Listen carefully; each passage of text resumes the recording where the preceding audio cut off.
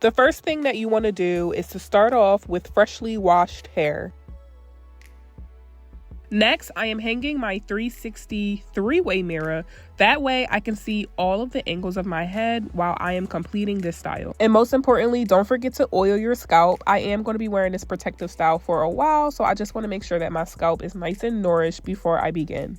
As you can see, I have pre-sectioned my hair, and this is the most important step to achieving the knotless braids over locks look, especially since I'm doing the jumbo style. I intentionally did brick lace sections with 3 in the back, 2 in the middle, and 1 at the top in the back of my head, and then in the front of my head I did 1 at the bottom and 2 at the top on each side. Now the amount of sections that you have will all be determined by the thickness and size of your lock. If you want bigger braids, you want to have less sections, and if you want smaller braids, you want more sections. If you are desiring neat knotless braids over your locks, then you do not want to miss this step. As you can see, I've began retwisting within each section. It is highly important that you retwist within each section and make sure you clip it back together, because not only will this keep everything organized and easy for you when you are adding in your braiding hair, but it will create neat, clean, realistic, and consistency when it comes to achieving knotless braids over locks. If this video is helping you so far,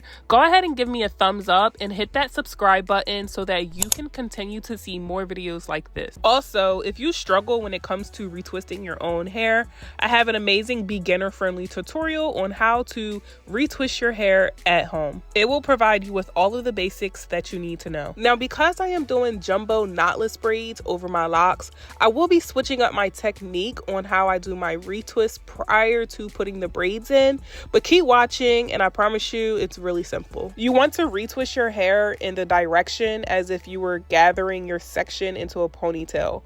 So for example, all of the locks on the left side of the ponytail will be retwisted clockwise, and then all of the locks on the right side of the ponytail will be retwisted counterclockwise.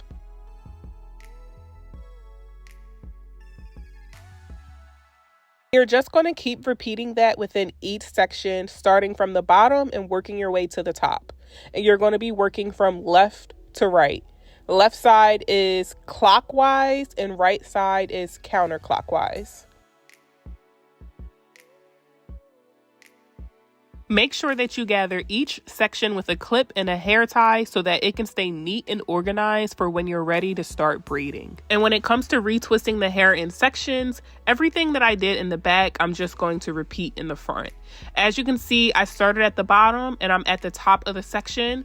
The right side of the hair will be retwisted counterclockwise, and then the left side of the hair, which is the front of the hairline, will be retwisted clockwise. Remember, we are retwisting this way so that when we gather the hair into a braid, it can flow seamlessly. Another reason why I'm retwisting my locks for this hairstyle is because I do not want my locks to begin combining together. I plan to keep this style in for about a month or more. So if I was to start brushing my sections together or start braiding over random locks, it could potentially cause my locks to combine, mat up, or get tangled in the process of them growing out as they get older. All right, so this is the final result of the retwist within each section, and this is going to make your braids look so neat. You do not want to skip this step. And as you can see on every lock that I retwisted, there's a little swirl at the top. I did that intentionally so that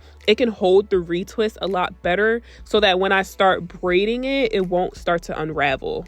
Now that we've completed the foundation for the knotless braids over locks, it will make the installation process so much easier.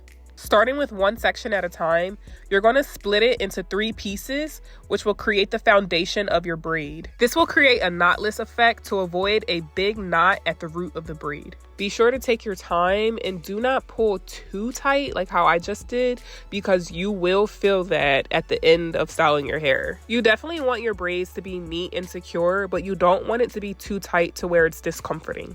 Now that we have the braid secure, I'm going to grab a half a piece of the Marley hair and feed it in. I use half of a piece of Marley hair and I feed it in so that I can have control over how thick I want my braids to be. If you use an entire piece of Marley hair versus using half, it's going to be a lot thicker, and the more you feed it in, the thicker it's going to get. So this is all about preference here. But for it to look natural, I wanted to use a half a piece and feed it in gradually. And most importantly, if you have textured hair like me, you are going to want to use Marley hair because it will blend in the locks seamlessly. I see a lot of people use braiding hair, but braiding hair is very silky and straight and it has no texture to it. So blending in your locks with braiding hair will be a lot more difficult in comparison to Marley hair, where it has texture and it will blend seamlessly. Another method that I incorporate when doing knotless braids over locks is the tuck method. The tuck method is important because it will allow your locks to blend into the Marley hair seamlessly. So what I do for the tuck method is I just take some of the Marley hair and I put it over top of my locks, or I'll take my locks and I'll tuck it in between the Marley hair. You'll be doing most of your tucking towards the end of your natural locks. As you can see, I'm taking a Marley hair and I'm blending it in between the ends of my natural locks so that I can go ahead and tuck it in. Notice how I'm taking my time, readjusting as I need to, making sure that the locks are secure within the braid, and then I'm adding extra Marley hair as needed so that it could be thicker or fuller in certain areas for it to blend in seamlessly. And once again, I'm going to feed in the Marley hair, tuck my locks, and readjust as needed. Once you have created the desired size of your braid and you've tucked your ends in, you can go ahead and braid all the way down towards the end. I like to keep the ends of the braids thin because I think it just looks more natural and it also makes it more lightweight. And once you finally install a braid, the steps will just become repetitive. This is why I had you section out the hair beforehand. You're just going to repeat the same steps that I just told you on every single section until your hair is complete. After retwisting my locks, it took me about 3 hours to install the knotless braids over my locks, and I use about 6 packs of Marley hair. I'll be sure to link it in the description box below. If you're still watching this video and it is helping you so far, comment "neat braids only" with heart eyes below. Now that all of the braids are installed, we're going to add some finishing touches just to make it look 10 times better. So what we're going to do is dip the ends inside some hot boiling water. I'm using a tea kettle and I strictly use it just for hair purposes only. If you don't have a tea kettle, you can take some hot water and boil it on a stove inside of a pot and then dip your ends inside. But be careful because it's very hot, so you want to put a towel underneath of your braids to keep you from burning yourself. I like to dip my ends multiple times until they are completely sealed at the end. That way, it can result in a sleek look.